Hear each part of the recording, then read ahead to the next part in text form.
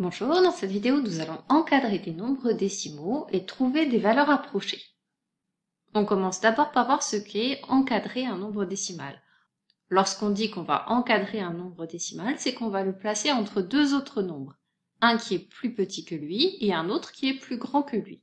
Par exemple, chercher un encadrement de 412,5, c'est chercher à la fois un nombre plus petit et un nombre plus grand. Comme nombre plus petit, je peux par exemple prendre 1, et comme nombre plus grand, par exemple 856. Comment j'ai choisi ces nombres? Presque au hasard, en fait, j'ai choisi n'importe lequel des nombres qui m'est passé par la tête et qui était plus petit, et la même chose pour n'importe lequel des nombres qui était plus grand. De la même façon, si je cherche un encadrement de 31,25, je peux par exemple proposer 21,6 et 47. De même, pour un encadrement de 42,538, je peux dire que 42,538 est plus grand que 5 et est plus petit que 309,7. Alors bien sûr, ce n'est pas ce genre d'encadrement qui va nous intéresser. En mathématiques, on aime bien être précis. Donc les encadrements, on va les préciser. On commence par les encadrements à l'unité près. C'est un encadrement, donc un nombre plus petit et un nombre plus grand, mais on ajoute une condition. On veut que ces deux nombres soient deux entiers consécutifs. Deux entiers qui se suivent. Par exemple 3, 4, 425, 426, deux entiers dont la différence est égale à 1. Cherchons l'encadrement à l'unité de 412,5. Je reprends le tableau de numération. Dans 412,5, j'ai deux unités, une dizaine, 4 centaines, ça c'est la partie entière, et dans la partie décimale, j'ai 5 dixièmes. Pour trouver l'encadrement à l'unité, je vais chercher combien j'ai d'unités dans ce nombre. C'est-à-dire quelle est la partie entière. La partie entière est égale à 412. Je viens de trouver le premier nombre de l'encadrement, 412 unités. Pour trouver le deuxième nombre, je vais ajouter une unité à ce nombre. 412 unités plus une unité, c'est 413 unités. Si j'utilise l'écriture décimale, je dis que 412 est plus petit que 412,5, qui est plus petit que 413. Voilà mon encadrement à l'unité de 412,5. Recommençons avec 31,25. 31,25, c'est une unité, 3 dizaines, et dans la partie décimale, 2 dixièmes et 5 centièmes. La partie entière est donc égale à 31 unités, donc 31,25 est compris entre 31 unités, et 31 unités plus une unité, c'est-à-dire 32 unités. 31,25 est compris entre 31 et 32. Voilà l'encadrement à l'unité de 31,25. On poursuit avec l'encadrement de 42,538, cette fois-ci sans passer par le tableau de numération. Dans 42,538, j'ai 42 unités, donc le nombre à gauche c'est 42, et j'ajoute 1 à 42 pour trouver l'autre nombre, c'est 43. 42,538 est compris entre 42 et 43. Les nombres qui sont écrits à gauche des inégalités et qui sont repassés en rouge sont ce qu'on appelle les valeurs approchées à l'unité par défaut. Par défaut, ça indique qu'on a pris un nombre plus petit. Donc 412, c'est la valeur approchée à l'unité par défaut de 412,5. Et les nombres qui sont écrits sur la droite et qui apparaissent maintenant en vert sont les valeurs approchées à l'unité par excès. Excès, ça te rappelle qu'on a pris une unité de plus par rapport au premier nombre. Donc 413, c'est la valeur approchée à l'unité par excès de 412,5. On passe à un encadrement maintenant au dixième près. Lorsque j'encadre un nombre décimal au dixième près, c'est que je le place entre deux nombres décimaux, et ces deux nombres décimaux ont pour différence un dixième. Si je calcule le plus grand moins le plus petit, je trouve un dixième, 0,1. Cherchons un encadrement au dixième près de 31,25.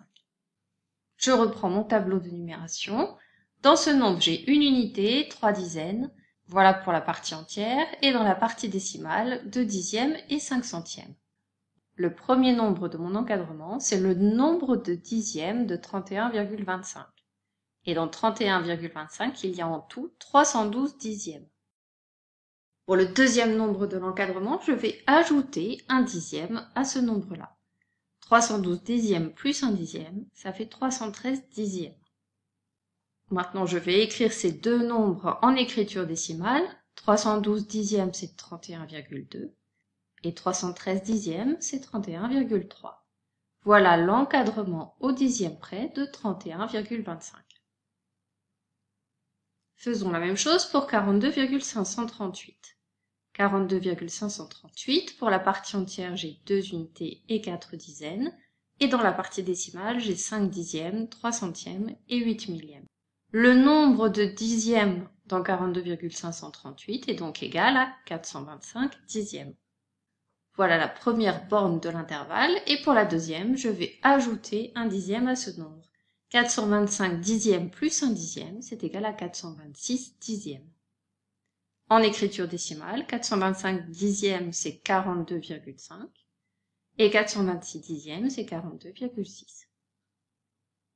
Les nombres qui apparaissent en rouge maintenant, les bornes inférieures des deux intervalles, s'appellent les valeurs décimales approchées au dixième près par défaut.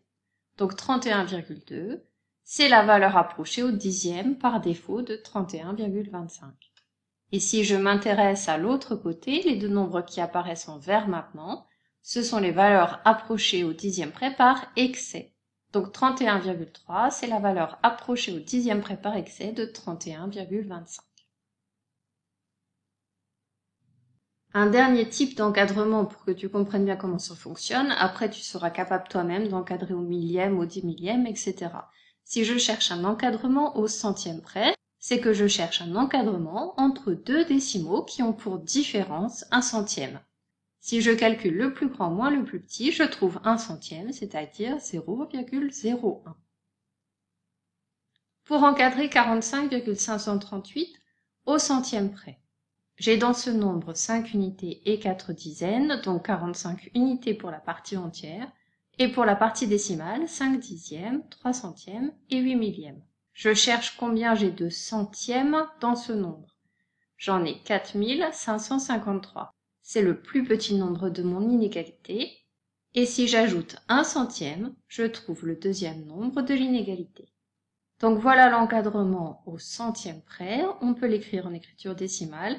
4553 centièmes, c'est 45,53, et 4554 centièmes, c'est 45,54.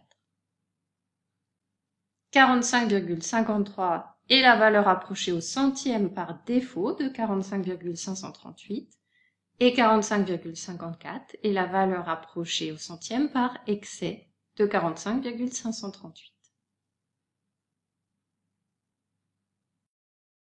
On passe maintenant à 3 exercices pour s'assurer que tu as bien compris. Appuie sur pause, cherche ces exercices sur un brouillon et reprends la lecture de la vidéo quand tu as terminé.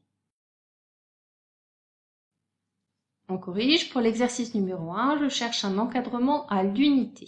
Je vais donc regarder la partie entière. La partie entière de 3,78, c'est 3. 3,78 est donc compris entre 3 et 4. Pour le deuxième nombre, 589,21, la partie entière c'est 589. Ce nombre est donc compris entre 589 et 589 plus une unité, c'est-à-dire 590. Dans l'exercice 2, je cherche un encadrement au dixième des nombres suivants. Dans 3,78, j'ai 37 dixièmes.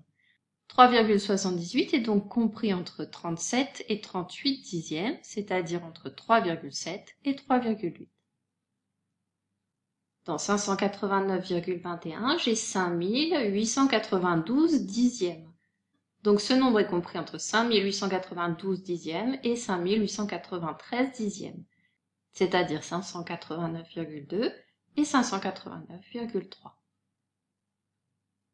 Passons à l'exercice 3, je cherche la valeur approchée à l'unité par défaut de 58,1, c'est la partie entière 58.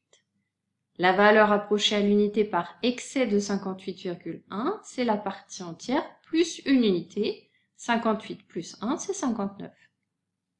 La valeur approchée au dixième par défaut de 32,64, c'est le nombre de dixièmes dans 32,64, c'est donc 326 dixièmes, donc 32,6.